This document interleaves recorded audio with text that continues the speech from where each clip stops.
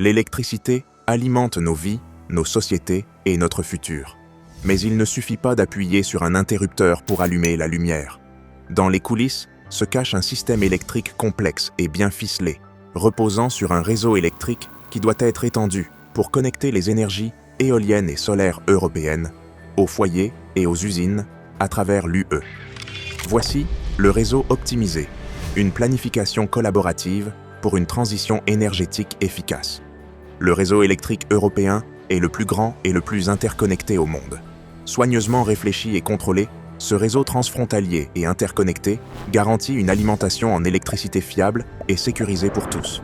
Alors que nous progressons vers la neutralité climatique, notre réseau électrique doit s'étendre et évoluer.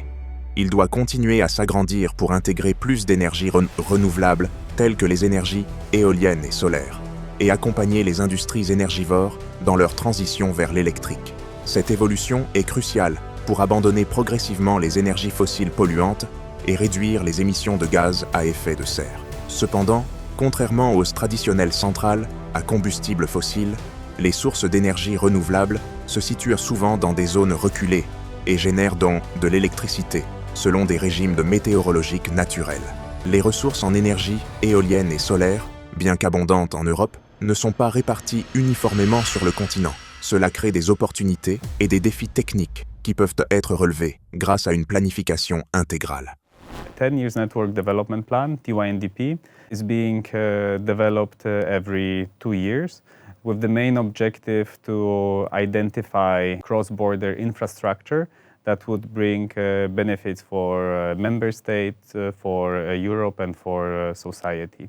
Those cross-border projects, they should contribute to decarbonization, to achievement of the climate goals, but also providing energy security, contributing to competitiveness and job creation. European grid planning process is a very complex and complicated task that is being carried out by two main institutions, ENTSO-E and ENTSO-G.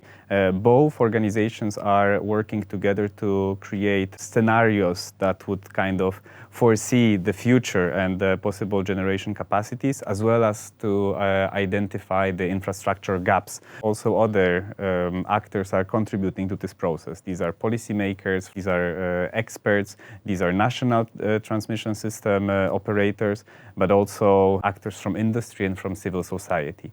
And the voice of each of these actors is important because they can contribute looking from different aspects from the energy system. Parallèlement à la planification du réseau européen, chaque membre de l'UE conçoit son plan national de développement, ou PND, pour son propre réseau électrique. Les opérateurs de réseau à très haute tension de chaque pays développent comme ces PND.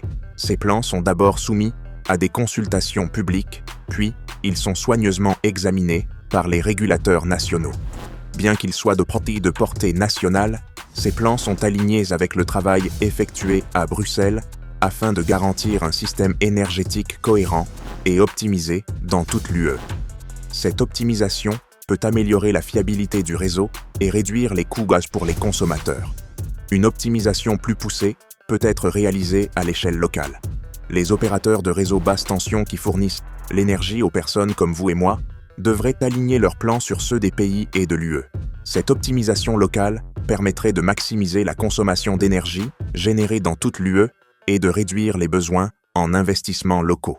The role of the Stakeholder Reference Group, SRG, in the European grid planning process is essential because for the first time in history, external stakeholders can really accompany the process of building the scenarios and looking how the planning is being carried out. With this very active participation, Stakeholder Reference Group can provide technical advice, can scrutinize some of the aspects related to the process, but also make sure that the information that is being produced is properly shared with other stakeholders and actors that are interested in the process.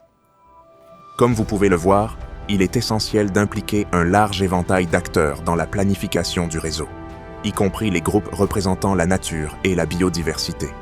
Les écosystèmes naturels européens subissent une dégradation majeure, alors même que les infrastructures électriques essentielles à la transition énergétique nécessite plus d'espace sur Terre et en mer. Les planificateurs de réseau devraient prendre en compte les impacts sur la nature et la biodiversité, en particulier lorsqu'ils décident de l'emplacement du réseau électrique. Pour plus d'informations à ce sujet, regardez nos vidéos « Le réseau et l'environnement » et « Énergie et espace ». Un système électrique européen, bien planifié, offre des avantages considérables à tous les consommateurs. Cela permet de réduire les coûts en énergie, d'améliorer la fiabilité du réseau et de garantir l'atteinte de nos objectifs climatiques. Lorsqu'ils sont soigneusement planifiés, les réseaux électriques peuvent avoir un impact positif sur la biodiversité et les écosystèmes. En travaillant ensemble aux échelles locales, nationales et européennes, nous pouvons optimiser notre utilisation de ces énergies renouvelables si abondantes en Europe. Ensemble, nous pouvons abandonner progressivement les énergies fossiles et renforcer la sécurité et l'indépendance énergétique de l'Europe, non seulement aujourd'hui, mais aussi pour les générations à venir. Un réseau électrique optimisé est essentiel pour un futur durable et neutre sur le plan climatique. Pour en savoir plus, rendez-vous sur notre site web renewables-grid.eu.